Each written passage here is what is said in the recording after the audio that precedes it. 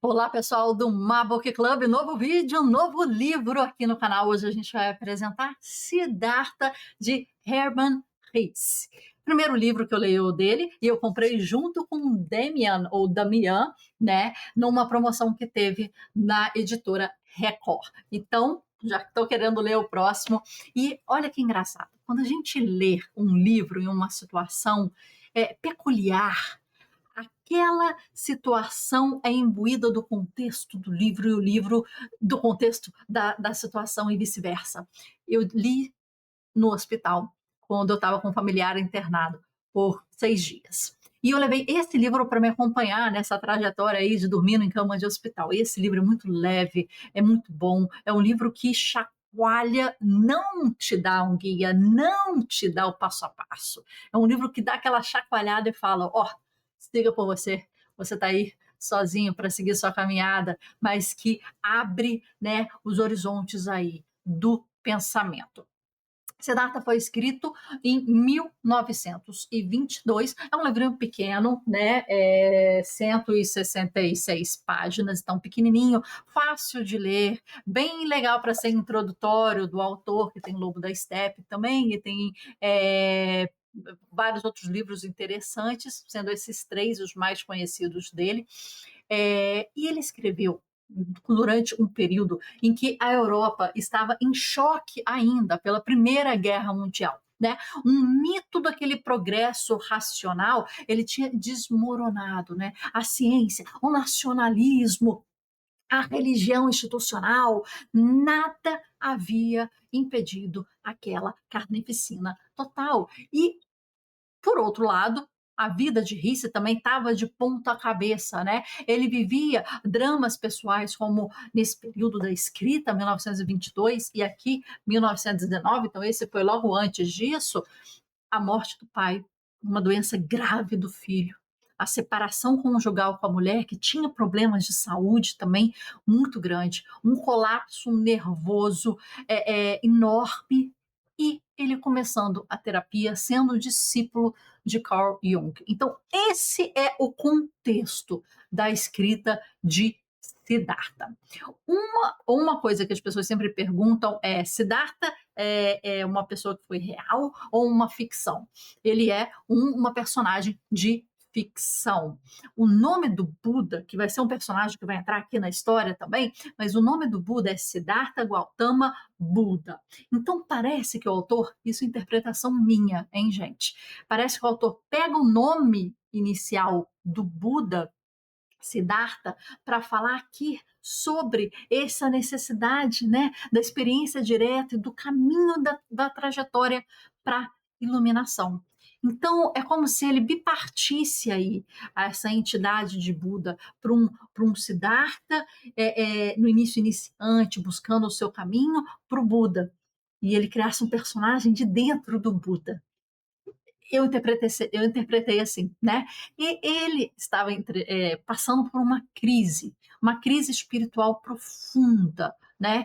Não teórica, mas existencial. E Risse havia crescido num ambiente protestante rigoroso, filho de missionários, ligado, né, a toda a experiência indiana, e desde jovem ele tinha contato com textos, né, originais orientais, né? Mas Siddhartha, esse livro, ele não é uma explicação sobre o budismo. Ele não visa ser um guia de passo a passo. Ele não tem a tentativa de responder à pergunta moderna, né? Como encontrar sentido quando as estruturas externas colapsam? Ele dá um insight inicial a essa pergunta, sabe? Ele não te dá o guia, ele não fala o como do passo a passo, mas ele inicia falando: olha, de repente vai por esse caminho que é legal. Então, ele não exaure essa pergunta, como encontrar sentido quando as estruturas externas colapsam, mas ele começa a guiar. Ele começa a trazer uns caminhos para a gente, né? E o autor fala: a verdadeira vocação de um homem é encontrar o seu caminho para si mesmo. E esse é o caminho que Siddhartha começa a percorrer. Esse é o motor desse romance, tá? Essa é a estrutura. E aí a gente vai falar da história. E aqui tem spoiler, minha gente. Se você não gosta de spoiler, já pula esse vídeo, né? Vai ver outra coisa. Aqui temos spoiler. Então, desculpa aí, mas isso vai dar uma dimensão muito legal do livro que a gente precisa ter aqui. Aqui e no nosso clube do Mabook Club, a gente entra a fundo, a gente disseca, a gente vai, né, lá dentro para que você possa ser a sua melhor versão, para que você possa galgar esse conhecimento dentro de você e ser o melhor indivíduo que você pode ser. Aqui a gente está trabalhando para isso. A história de Siddhartha, ela fala de um caminho. E aqui eu quero trazer para vocês, olha aqui, esse esquema aqui que a gente desenvolveu, tá? A experiência direta. Aqui a gente está nesse momento aqui do nosso bate-papo. A inquietação e o ascetismo de Siddhartha que deixa a sua vida como Brahmane, né? Ele deixa a sua vida rica para ir em busca do que ele está querendo desvendar. Ele é filho de Brahmane respeitado, ele é de classe média, média alta, é admirado, é disciplinado, é brilhante, é aquele garoto que todo mundo fala, nossa, o futuro desse garoto, está encaminhado, tipo, tudo que possa vir de perspectiva é colocado nele. Mas ele sente, no fundo, que esses rituais, esses ensinamentos, eles não dão a experiência direta de que ele precisa. Ele sente uma falta, ele sente um pedaço ali que não é dele. Ele sente uma falta grande. E ele abandona a casa do pai, ele vai viver com os samanas, que jejuam, que meditam, que negam o corpo, que vivem, né, como é que fala? Um voto de miséria, né? Voto de pobreza.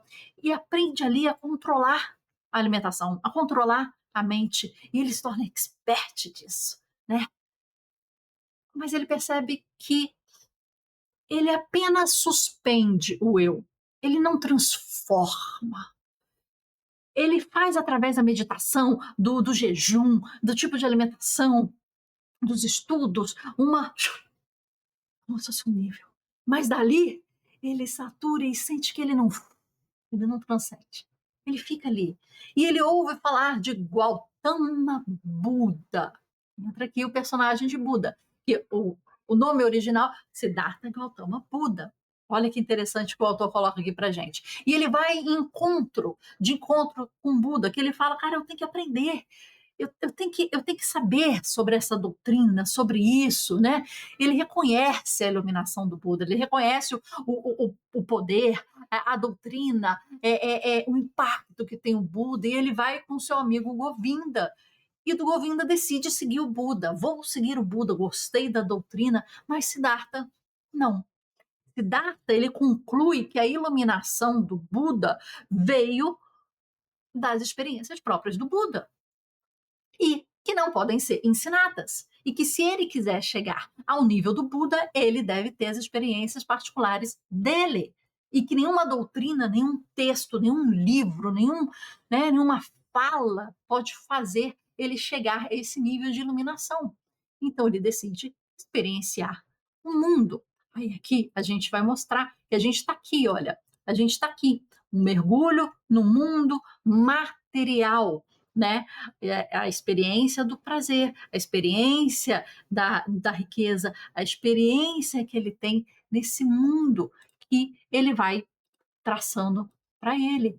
E é isso que ele começa a experienciar.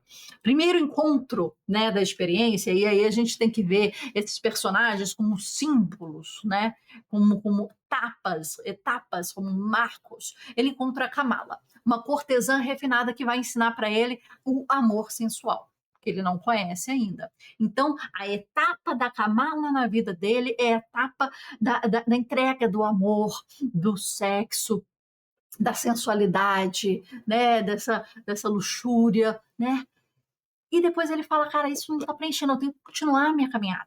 Aí ele larga a Kamala, você vê que ele vai de etapa a etapa como se fosse, né, uma fase um, fase 2, fase 3, ele vai crescendo ali. Então ele passa desse entendimento, né, do amor, da sensualidade, da carne, e aí ele fala: "Não é isso, vamos para o próximo nível". Aí ele encontra Kamaswami, que é um comerciante, e ele fala: Kamaswami, o que que eu posso aprender aqui? Eu sei jejuar, eu sei meditar, né? O que que é isso? Eu posso empregar aquele? Ah, isso não pode empregar nada aqui.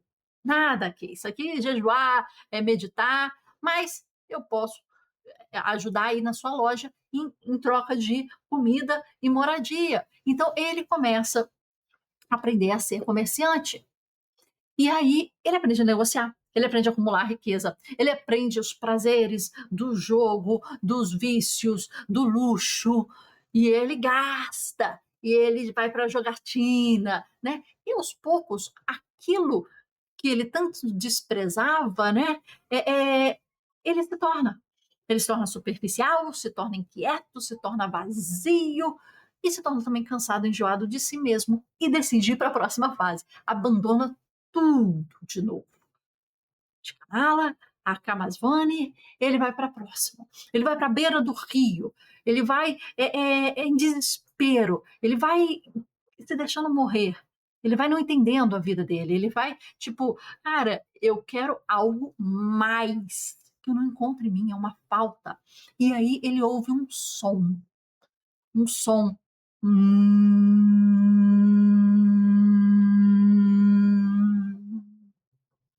E esse desperta algo interior nele, porque ele ouve esse rio e ele é acolhido por um barqueiro, né, Vasuveda, que é um cara simples, humilde, que transporta as pessoas de um local para outro, que conversa com as pessoas e coloca elas em uma nova posição, em uma nova situação, e passa elas do rio e conversa com elas e faz ela atravessar por esse rio e escutar o fluxo das águas. E ele conhece, e ele pede: Vasuveda, posso ficar aí com você? E Vasuveda fala: pode, fica comigo. E ele começa a ser aprendiz de Vasuveda. Então aqui já está a terceira, né? A quarta fase, se você contar a do Buda primeiro. E ele fica lá e vai envelhecendo, né? A vida vai passando, ele vai conhecendo as pessoas. E quem volta? Kamala. Kamala aparece com um filho de Siddhartha. Filho que ela descobriu um dia depois de Siddhartha ir ao mundo. E ele lembra que nessa época não tem telefone, não tem WhatsApp, não tem essas coisas, né? Ele foi para o mundo e ela não teve mais contato com ele. Até que ela encontra ele e fala: esse é seu filho, e eu vou morrer de picada de cobra.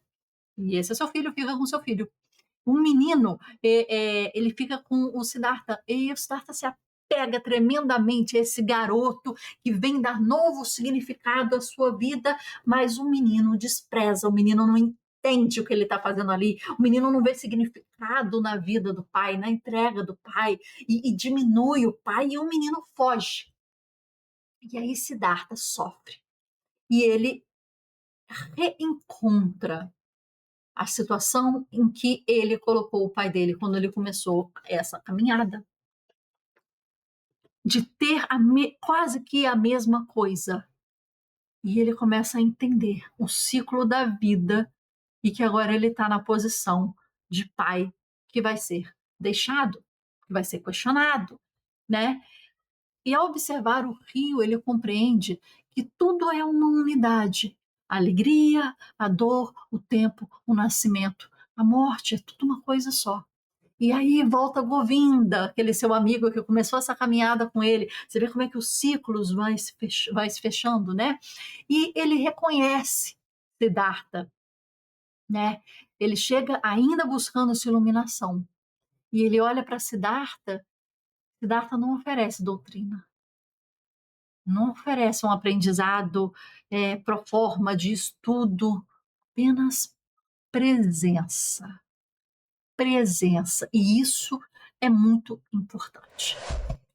A gente viu até aí, e vamos ver aqui, que ele passou, né, da inquietação, ele encontrou o Buda e negou o Buda no sentido de não reduzir o Buda, mas entendê-lo e não negá-lo, mas falar: olha, eu tenho que seguir a minha caminhada se eu quiser chegar igual você. Ele mergulha no mundo, vê Kamala, vê Kamaswani, e aí ele vai para o rio e tem um despertar, né?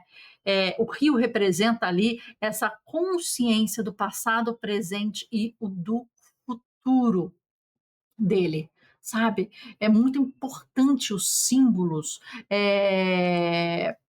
nesse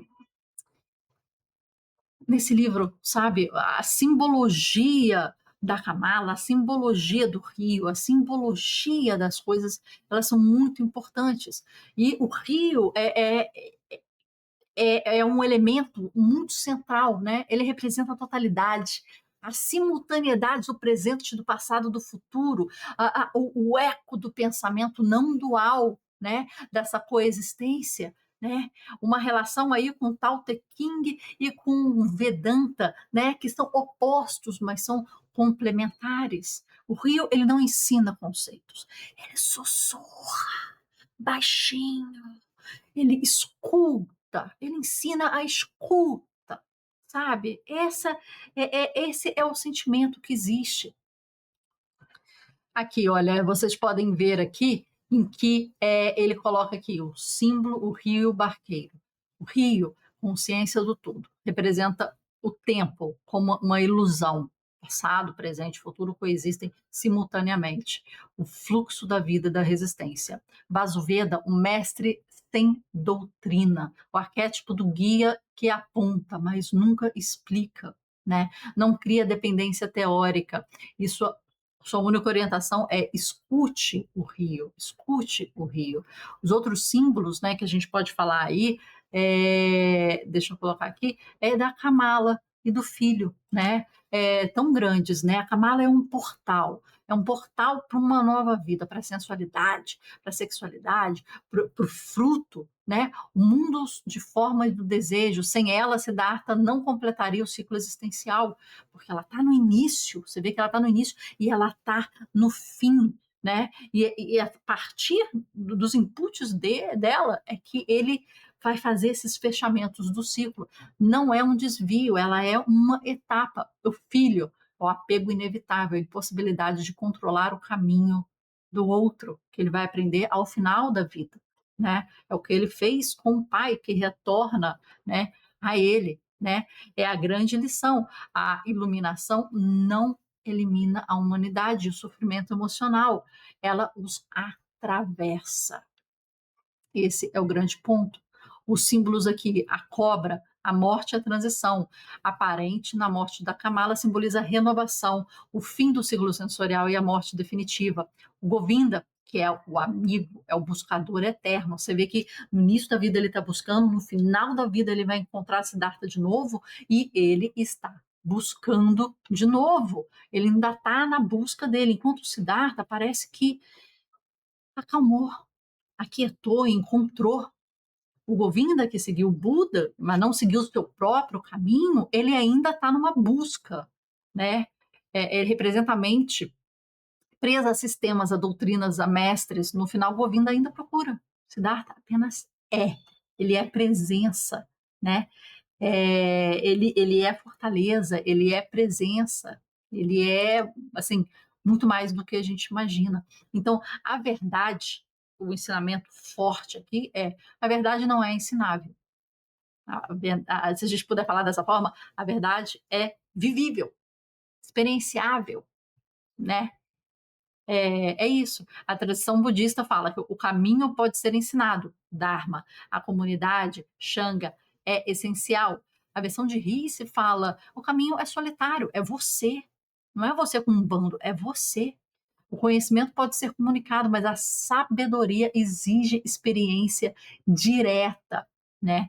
Aí aqui fala o taoísmo na prática, espírito e matéria, né? Aqui, calma aí, deixa eu fazer assim. Isso, espírito e matéria, prazer e dor não são inimigos, fazem parte do mesmo fluxo, né? O Yei agir sem resistência. O mundo não precisa ser negado ou superado. A iluminação não é escapar da vida. Não é falar assim, ó, fica para lá, eu não quero saber de você, eu tô aqui na minha meditação, tô aqui na minha coisa. Não, é parar de lutar contra a realidade, é entender, né? Aí a conclusão existencial aqui que ela fala, né? Olha aqui, que o livro coloca, o livro ataca tanto o materialismo vazio quanto o espiritualismo escapista, filosofia da autocriação. A existência precede a essência. A existência precede a essência. Exista. Exista. Às vezes a gente fica no modo automático, a gente não existe. A gente começa a viver a vida do outro, a olhar para o outro, a querer o que o outro tem, a viver nos filmes, nas redes sociais e tudo mais. A gente não vive a nossa vida, né? Não existe caminho. Você é esse caminho. Você é isso, né? E essa aqui é a provocação final. Essa aqui é a provocação final. Olha que legal. Se a verdade não pode ser ensinada, porque livros como Siddhartha continuam transformando milhões de pessoas. Talvez porque o livro não ensine, ele apenas ativa uma experiência que já estava acontecendo dentro de você. Isso que a gente sempre fala na comunidade. Uma das perguntas mais assim básicas que fazem, né, para as pessoas é tipo assim, é, qual o livro que mudou a sua vida? Qual o livro que mudou sua vida? Eu sempre falo, quando vou em podcasts, vou em entrevistas, para mim, livro não muda a vida. Para mim, livro é como se fosse uma semente e se jogada a solo, se o solo for fértil, se o solo for cuidado diariamente, se tiver condições propícias, quem sabe, talvez floresça ali uma plantinha que se continuar sendo cuidada vai crescer e que se continuar sendo cuidada vai dar fruto e vai dar outras sementes. Mas essas cadeias de se, elas são tão grandes, essas cadeias, que ler um livro é você ter as primeiras sementes à mão. E tem muita coisa a ser feita com essa semente para dar certo. Tem muita coisa. Mas se você não pegar essas sementes à mão, se você não ler o livro, né, entenda o que eu estou falando, nada pode acontecer depois disso. Nada pode acontecer depois disso. Olha aqui esse caminho interessante. Então, ele saiu em quietude, encontrou o Buda, mergulhou no mundo, conheceu a Kamala, conheceu o Kamaswami, prazer, comércio, riqueza, né? Tudo aqui. Depois teve o despertar do Rio, quando ele estava desistindo de tudo. Ele entendeu, né, esse caminho. Aí ele foi encontrar o Vasuveda, que é o mestre silencioso, né? É o guia que não oferecia teorias, né? Mas era uma ponte para escutar o rio como uma unidade, né, que representava a consciência do presente, passado e futuro, e a verdade que ela não criada, né, ela escuta da natureza, ela é escutada da natureza. Aqui a presença do filho que volta, então um apego humano que teve e a morte com a cobra, que é a transição e esse simbolismo, o filho depois largando ele e o conhecimento principal desse livro é a sabedoria não pode ser comunicada, ela tem que ser vivida, vivida, não há doutrina, não há sistema, não há livro que te ensine, o caminho deve nascer de dentro do indivíduo. Aí, né, dos eixos filosóficos aqui a gente pode ver resposta à crise moderna, né, a busca de significado fora das autoridades padrões, tipo, vou seguir o meu caminho, a diferença entre o Oriente e o Ocidente, né, enquanto o Ocidente busca a verdade pela razão, o Hisse ele propõe uma busca oriental através da experiência interior e da unidade do espírito da matéria. E aqui a influência do autor muito grande para Carl Jung e essa questão da individualização nesse atravessar da sua própria travessia em busca de se tornar um self, um ser, autêntico. Então, esse livro, ele é muito importante. Tem uma parte aqui que fala, olha, quero ler aqui para vocês. Ele fala o seguinte: gastei muito tempo e ainda não cheguei ao fim, mas apenas aprender isso, que não se pode aprender nada. Acho que a tal coisa que chamamos de aprender não existe de fato. Existe sim, meu amigo, uma única sabedoria que se acha em toda parte. É o Atman, que está em mim e em ti, em qualquer criatura. E por isso começo a crer que o pior inimigo dessa sabedoria é a sede de saber, é a aprendizagem. É quando a gente fica dentro do livro durante muito tempo, e a gente não entende que aqui a gente vai aprender só o início.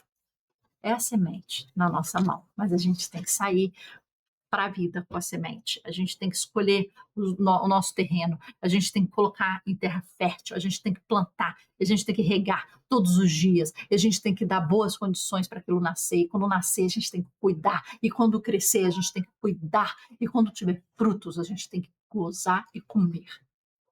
E é difícil, e leva tempo.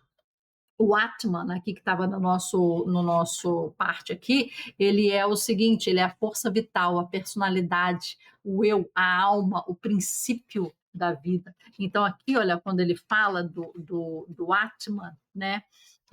Deixa eu voltar aqui para vocês. Quando ele fala do Atman, o Atman, é o princípio da vida, é a força vital que está em mim e em ti, em qualquer criatura, né? É isso. Eu li esse livro numa situação em que eu estava na busca, né, de algo, na busca de algo mais, né, querendo, assim, uma palavra de iluminação, né. E aqui o livro ele não te dá um passo a passo, ele não te dá um guia, ele te bagunça, né, mais do que tudo, né. É, ele te bagunça. Ele fala assim, cara, deixa eu bagunçar. É como se você estivesse tentando montar um quebra-cabeça, ele chega e faz assim, entendeu? Melhor. E aí ele bagunça. Você fala, caraca, vou ter que montar isso aqui tudo de novo. Sim, eu vou ter que montar isso aqui tudo de novo. Porque já veio para mim montado, eu estava só terminando. Então, eu vou ter que montar isso tudo de novo, entender esse quebra-cabeça. Né? O momento mais profundo aí desse livro é quando o Siddhartha para de buscar. E talvez, contradizendo, esse é o momento que ele encontra. Enquanto ninguém está tentando alcançar, né, a iluminação, essa dualidade, quando a busca cessa, a unidade aparece. Isso aproxima o livro de tradições assim não duais orientais, né? Mas também antecipa crises modernas descritas no existencialismo. É o colapso do sentido externo que existe uma construção interior. Você já não passou sobre isso na sua vida, em momentos em que tudo colapsa, tudo fora parece. Gente, pareceu que passou um trem, né? É, é, passou. E você tem que arrumar aquilo. Sabe? É quando você vai na vida e você vai. Imagina um trem. Você vai trazendo um vagão de conhecimento, um vagão de bagagem, um vagão de traumas, um vagão de experiência, um vagão de leituras, um vagão de insights, um vagão de perdas, um vagão de ganhos, um vagão de não sei o quê. Mas tem momentos na vida que você tem que dar aquele freio de arrumação, aquele. Melhor. E eu tô com sons esquisitos hoje. Aquele freio de arrumação. E você precisa daquela parada. Foi isso que ele foi fazendo, foi isso que ele foi tentando. Aí todos os vagões aqui atrás vão fazer assim. Entendeu? Eles vão se encaixar e vão se arrumar. Né? É esse colapso desse sentido externo em que fala assim, cara, tem que parar. Puxa esse freio de arrumação do seu trem. Deixa esses vagões se aprumarem para você seguir ali no trilho. Sabe? É preciso investigar o que tem nesses vagões, essa construção interior. E Siddhartha, ele não é um romance religioso, ele não é um romance de autonomia espiritual, ele não é isso. ele é como se fosse um manifesto silencioso contra a dependência de sistemas, de doutrinas, de religiões materiais, né? Ele fala, sai para a vida, vive o seu. Vai numa experiência, fala tchau. Vai numa outra experiência, fala tchau. Vai acumulando vagões, vagões, vagões, né? Isso produz a sua liberdade. A liberdade surge quando esses opostos eles são integrados, né? Sem dogma, sem riqueza, sem hedonismo, sem asceticismo externo, sem isso, né? No fundo, o livro responde à nossa crise moderna, a nossa grande crise moderna, quando não podemos confiar nas tradições, quando não podemos confiar nas instituições, quando o sucesso material não preenche, quando você sente um vazio, aquela peça do quebra-cabeça faltando que você não acha, e tem que fechar aquele quebra-cabeça e está faltando. Quando a religião não convence, não responde tudo, o que resta? O que resta? Resta atravessar o rio. Resta ouvir o rio. E talvez por isso esse livro continua tão potente, de 1922 até hoje, né? 2026, e ele continua não oferecendo respostas prontas. Ele continua ainda chacoalhando o seu quebra-cabeça, enquanto ainda falta peça. Aí a potência desse livro. Então, se você precisar de um chacoalho, você achar que falta algo no seu quebra-cabeça, é isso aqui, minha gente. Ele desmonta a ilusão que alguém possa viver o caminho por você. É você que tem que trilhá-lo sozinha. E é difícil, né? E dói, né? E dá insegurança, né? Porque parece que ele está falando aqui, você nasce sozinho, você morre sozinho, e todo mundo passa por isso sozinho. Só que ele está falando aqui que além de você ter que fazer essas duas coisas mais importantes da sua vida, nascer e morrer, mas a coisa mais importante da sua vida depois disso é você descobrir para que você nasceu e por que você vai morrer. E que esse caminho também é sozinho. E que esse caminho também é individualizado. E, uau! Jogo isso em você. É isso. É isso que fala. Tipo, neném, tu tá sozinho, neném. Vai passando de fase. Vai lá, vivendo o mundo, mergulhando no mundo material para chegar cada vez no imaterial, cada vez aqui dentro. Respira, minha gente, porque eu terminei esse livro no hospital e eu saí abalada. O meu quebra-cabeça chacoalhado, mas tentando achar as peças e preenchê-lo. Espere uma porradinha, não espere um guia. A guia aqui você não vai achar. Aqui é para te machucar, aqui é para te descabelar, aqui é para te fazer rebelde. Para você sair rebelde daqui e falar assim: qual é o meu caminho? O que eu vou trilhar? Respira, minha gente, vamos lá. Vamos lá.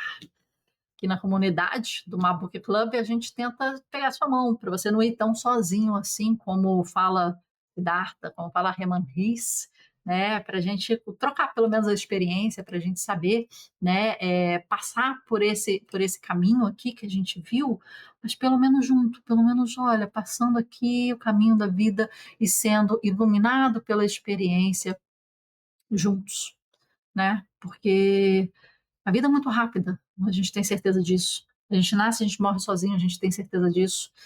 E o nosso caminho ser sozinho, eu ainda tenho algumas dúvidas, mas eu acho que para o enlightenment, para a iluminação, tem que ser. Mas a gente vai brincando nesse caminho, a gente vai brincando nessas águas aqui, olha, a gente vai curtindo e a vida tem que ser uma diversão, minha gente. Senão, para quê? Né? Senão, por quê? Esse me mexeu. É um livro leve, não é um livro que vai te chacoalhar e te pegar, como A Morte de Ivan Nietzsche de Tolstói, que a gente já tem aqui no nosso canal, que te dá uns tabef. Esse aqui ele vai devagarzinho, mas ele vai crescendo em você, tá? Então, indicamos a leitura, é leve, escolha um momento bom para ler, para que você possa encontrar o seu rio, ouvir o seu om e ouvir sobre o fluxo da sua vida. Não estamos sozinhos, estamos juntos. Se você quiser fazer parte da comunidade, aqui embaixo tem todas as informações e eu te espero para a sua melhor versão nesse caminho, junto com a gente. Até o próximo livro, até o próximo insight. Espero na caminhada, tá? Vamos lá?